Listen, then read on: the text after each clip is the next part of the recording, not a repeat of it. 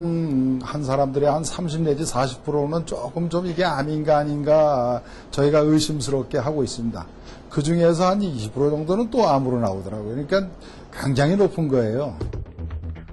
우리나라의 갑상선암 증가율을 보면 2003년 인구 10만 명당 80여 명이었던 것이 2007년 230여 명으로 증가했고 여성의 경우 갑상선암이 전체 암 중에서 발생률 1위다.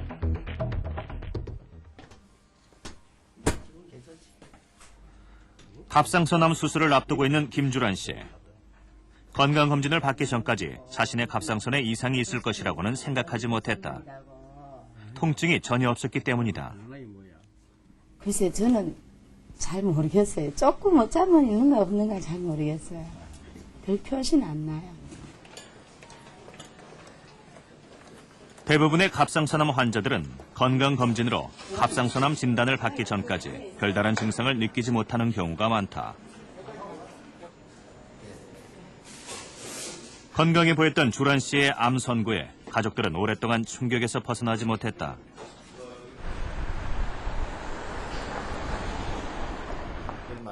더 큰 문제는 아직 갑상선 검사를 받지 않은 사람들 중에 갑상선암 환자가 잠재돼 있을 수 있다는 것이다.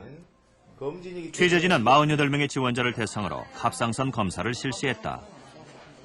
친구들이나 친구 어머니나 너무 주변에 흔해서 이게 저는 괜찮다고 해도 혹시 모르는 거니까 검사를 꼭 한번 받아보고 싶었거든요. 저희 팀에서 지금 얼마 전에 갑상선 암으로 수술하신 분이 계세요. 그러다 보니까 젊은 사람들도 너무 요즘은 쉽게 잘 걸리는 병인 것 같아서 1차 검사로 초음파를 통해 갑상선의 상태를 살폈다. 그런데 한 검사 참가자의 갑상선에서 혹이 발견됐다. 무록 같은 건데 그렇게 신경 쓸 건 아닌 것 같아요. 무록, 즉 낭종은 악성 종양인 암으로 발전될 가능성은 없지만 혹이 커질 경우 갑상선 질환을 일으킬 수 있다. 낭종은 암일 가능성은 거의 없다고 보시면 되고요. 고형결절에서 특이한 그 암의 소견을 우리가 확인할 수 있습니다. 초음파를 통해서. 그래서 초음파를 보시면은 우리가 이게 암인지 아닌지를 구별할 가능성이 상당히 높습니다. 또 다른 참가자의 초음파 검사. 앞서 봤던 무록과는 다른 형태의 혹이 보인다. 왼쪽에 조금 혹처럼 딱딱하게 만져져 보이는 부분이 있어요. 1.4cm 미들에. 암으로 의심되는 형태의 혹. 매끈한 형태의 무록과는 다르게 모양이 불규칙하다. 1차 검사 결과 갑상선암이 의심되는 검사 참가자는 모두 8명이나 됐다. 이 중 4명만이 정밀검사를 받겠다고 했다. 그냥 담담하게 그냥 집으로 가고 했는데 막상 잠잘 때 너무너무 막 진짜 힘들더라고요. 너무 불안하고. 뒤에서 바늘을 뒤에서 2차 검사는 새침 흡인세포 검사로 진행됐다. 새침 흡인세포 검사는 목을 통해 작은 주사바늘을 찌른 후 갑상선 혹의 세포를 직접 채취해 조직 검사를 하는데 97, 8%의 정확성을 갖고 있다. 특별한 이상 증상이 없었던 일반인 48명을 대상으로 한 갑상선 검사. 과연 이들 중에 암으로 추정되는 사람들이 있을까? 그런데 검사 결과는 놀라웠다. 8명에 대해서 조직검사를 권유하였습니다만은 4분만 조직검사를 시행하였고 새침 흡인세포 검사를 시행한 결과 2명에서 갑상선 유도상 암이 의심되는 것으로 확인이 되었습니다. 그래서 이 2분에 대해서는 갑상선 수술을 하도록 권유하였습니다. 몇 가지 설명을 드리겠습니다. 2차 검사 결과 갑상선 암이 의심되는 편석희 씨는 병원의 설명을 듣고 암 수술 날짜를 잡았다. 이제 34살인 편석희 씨가 이번 검사에 참가한 것은 어머니가 갑상선암 환자였기 때문이다. 저는 사실 엄마도 수술을 하셨고 그래서 어느 정도 마음의 준비는 하고 있었는데요. 막상 안 좋다는 얘기를 들으니까 좀 걱정이 먼저 되더라고요. 이번 갑상선 검사에 참가한 인원은 모두 48명. 이 중 갑상선에 아무런 이상이 발견되지 않은 사람은 불과 14명밖에 되지 않았다.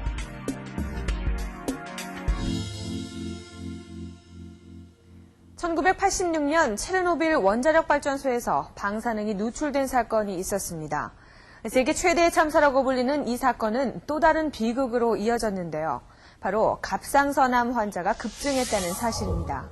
체르노빌은 현재의 우크라이나 지역에 있는데 당시 폭발로 일어난 방사능 낙진의 70%는 바람의 영향으로 이웃나라인 벨로루시로 퍼졌습니다.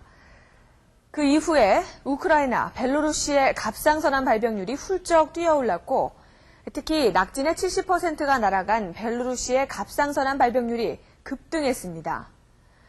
그렇다고 해서 갑상선 암 환자가 전 세계적으로 늘어나는 원인을 방사능 노출에서만 찾을 수는 없습니다. 지금까지 갑상선암의 발병 원인으로 밝혀진 것은 거의 없는데요. 다행히 갑상선암은 종양이 천천히 자라고 치료에도 반응을 잘하기 때문에 착한 암이라고까지 불립니다. 하지만 어떤 경우에 갑상선암은 빠르게 퍼져나가고 또 발견된 이후 몇 달 안에 사망하기도 합니다. 그렇다면 왜 이런 차이가 생기는 것일까요?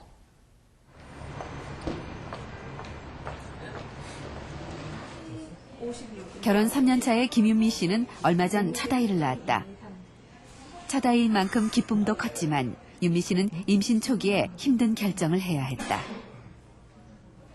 암 발견했을 당시에 제가 임신 4주차였어가지고 이제 암 검색을 저도 많이 해봤는데 이 암은 나중에 출산하고 나서도 수술해도 괜찮다고 얘기를 들어서 제가 출산 후에 이제 수술하기로 결심을 해가지고 미뤄왔던 겁니다.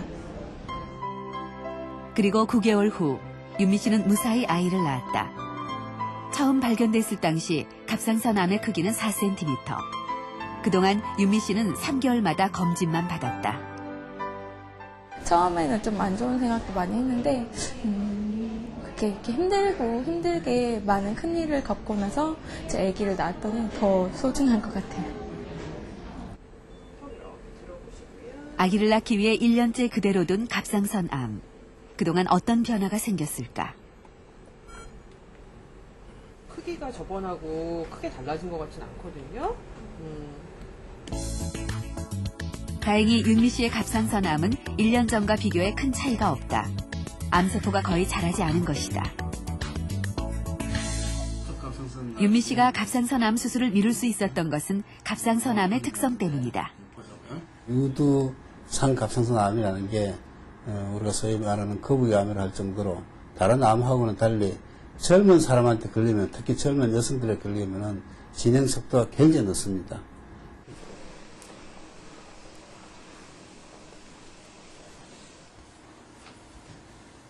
(3개월) 전 갑상선암 수술을 받은 김희태 씨. 그의 가슴에는 11시간이라는 대수술의 흔적이 그대로 남아있다. 그리고 목 한번 보여주실까요? 당시 김희태 씨의 갑상선암은 심장 바로 옆에 있는 임파선까지 퍼져 있었고 수술을 하루라도 빨리 받아야 하는 심각한 상태였다. 갑상선암이 출발을 해서 목 옆쪽으로 전이가 다 일어나 있었고 지금 뇌하고 이게 심장인데 이 부분 빼놓고는 이게 다 암세포입니다. 이 환자분 같은 경우에 수술을 포기했다면 별로 다른 방법은 없었을 겁니다. 그때는 원래 정상적으로 보이는데 간까지는 암 수술을 받기 전 촬영한 PT 스캔을 보면 암이 얼마나 광범위하게 퍼져 있는지 알 수 있다. 화면에서 붉게 보이는 부분은 모두 암세포다. 이런 상태에서도 통증이 없는 것은 마찬가지였다. 아니 통증은 하나도 안 느끼고 수술 한 5개월 전부터 이 목젖이라는 게 있잖아요. 이게 튀어나왔어요. 근데 또 며칠 지나면 또 없어져요. 그게. 그래서 이상하다 하고 이비인후과를 갔습니다. 제가. 이비인후과 갔더니 갑상선 암이라 이겁니다. 암 수술을 받은 후 김희태 씨는 방사성 요오드 치료를 받고 있다. 수술 후에도 남아있을지 모르는 갑상선 암세포를 제거하기 위해서다. 방사성 요오드 치료는 방사능이 차단되는 특수실에 들어가 방사성 요오드를 직접 마시는 것으로 진행된다. 밑에 약이 보이시죠? 천천히 입에 대시고 드시면 됩니다. 예.